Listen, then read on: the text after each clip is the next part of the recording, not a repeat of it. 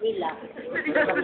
Oh, titingnan. Move the plunger slower, a bit lower, so you can expel the air bubbles inside. Okay.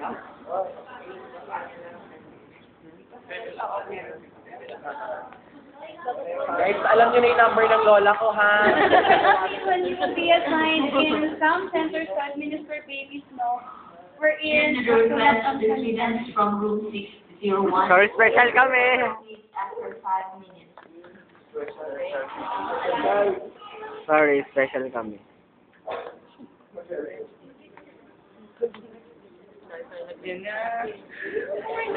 Ay, dyan.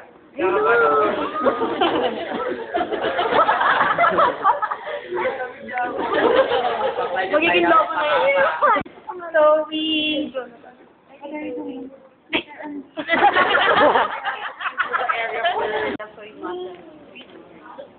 So cleanse the area inner to outer. Let the alcohol dry. Tea. Tea to later to seal the medication that is administered in the muscle. Okay?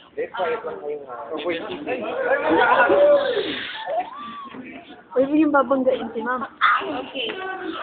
Aspirate first. If there's no blood, then